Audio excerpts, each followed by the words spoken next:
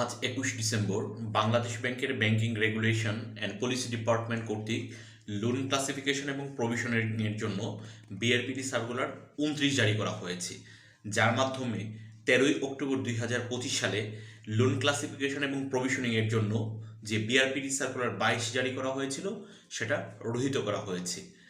তাছাড়া BR loan classification এবং প্রভিশনিংয়ের জন্য যে মাস্টার সার্কুলার ১৫, যেটা ২৭ নভেম্বর ২০২৪ সালে জারি করা হয়েছিল, সেটার অন্যান্য বিষয় অপরিবর্তিত রয়েছে।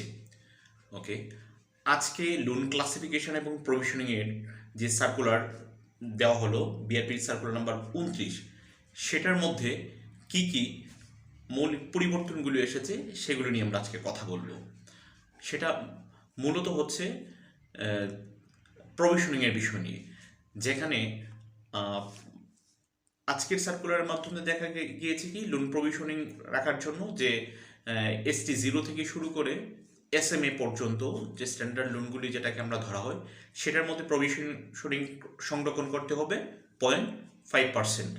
ওকে, যেখানে ১৩ অক্টোবর যেটা বিআরপিডি সার্কুলার ২২ জারি করা হয়েছিল, সেখানে কিন্তু প্রভিশনিংয়ের কথা বলা হয়েছিল 1%।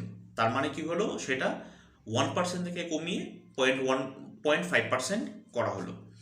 ওকে, তো এই যে প্রভিশনিংটা সেটা কোন কোন খাতের মধ্যে সেটা উল্লেখ করা হয়েছে এই সার্কুলারের মাধ্যমে।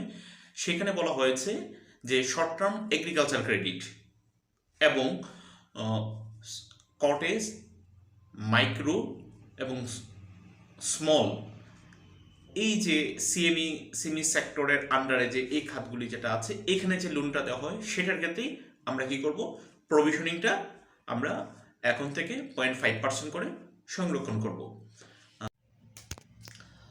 আমরা যদি দেখি যে লোন ক্লাসিফিকেশন এবং প্রভিশনিংয়ের জন্য যে মাস্টার সার্কুলার, যেটা মাস্টার সার্কুলার বিআরপিডি সার্কুলার হচ্ছে 15, যেটা হচ্ছে ২৭ নভেম্বর ২০২৪ সালে জারি করা হয়েছিল। সেখানে কিন্তু স্ট্যান্ডার্ড যে তিনটা ভাগ করা হয়েছিল, ST0, ST1 এবং ST2, সেখানে কিন্তু প্রভিশনিং সংরক্ষণ করার কথা বলা হয়েছিল 1%, এবং SM এর ক্ষেত্রে কিন্তু 5% বলা হয়েছিল।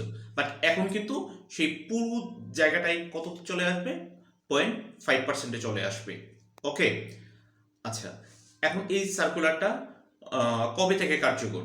এখানে বলা হয়েছে এটা ধরেন আজকে থেকে আপনি কার্যকর করতে পারবেন, এবং এটা কত তারিখ পর্যন্ত থাকবে, সেটা হচ্ছে ৩১ ডিসেম্বর ২০২৬ সাল পর্যন্ত সেটা কার্যকর থাকবে।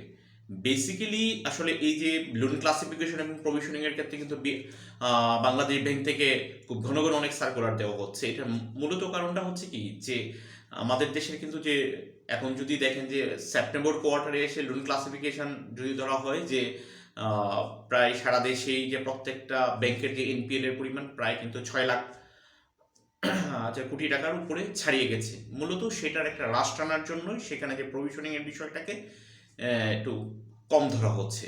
তো ধন্যবাদ সবাইকে।